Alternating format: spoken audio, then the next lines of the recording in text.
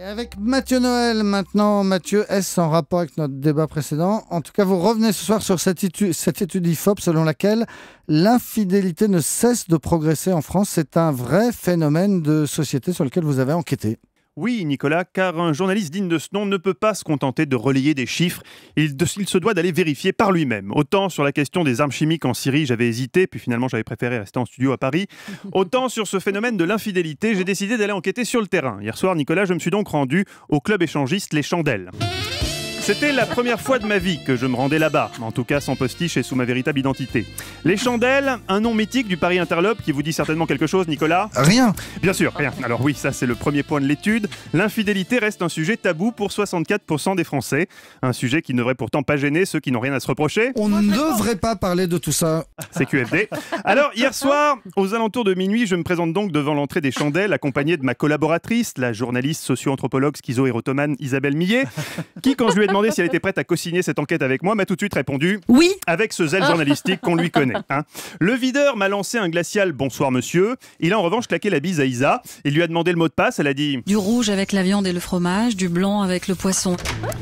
La porte s'est alors ouverte sur un univers étonnant. On a beau évoluer dans le showbiz, des gens portant pour tout vêtement des masques vénitiens et des étuis peignés en cristal, ça surprend. Isabelle m'a dit de ne pas m'inquiéter, que c'était souvent comme ça en début de soirée.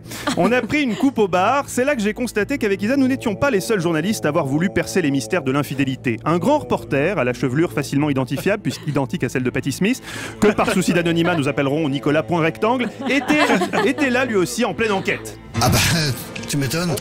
Il était seulement à minuit et demi et déjà Point Rectangle était en mesure de nuancer les chiffres de l'IFOP selon lesquels seulement une femme sur 3 serait disposée à tromper son conjoint. En effet, avec 3 mojitos et une cuillère de GHB, le chiffre passerait plutôt à 2 sur 3, n'est-ce pas Patti Smith? On vit dans un beau pays. Bien sûr. Seulement vers 3h du mat, une femme résistait encore et toujours à la tentation adultérine. À tort. À tort ou à raison, ne jugeons pas Nicolas, mais c'est vrai que contre toute attente, Isabelle Millet refusait de faire monter la statistique à 3 femmes sur 3. C'est rageant, à 3 femmes sur 3 infidèles, Europe 1 tenait un vrai scoop.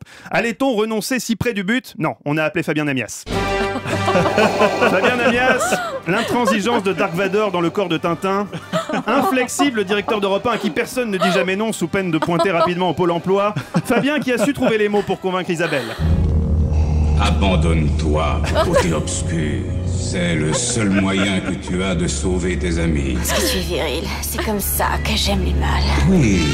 Bref, grâce à la mobilisation nocturne de toute la rédaction, Europe 1 est en mesure de vous l'annoncer ce soir. En 2014, ce n'est pas une femme sur 3, mais 100% des femmes qui sont infidèles. Bonjour les hommes. Oui, sans compter Arlette Chabot.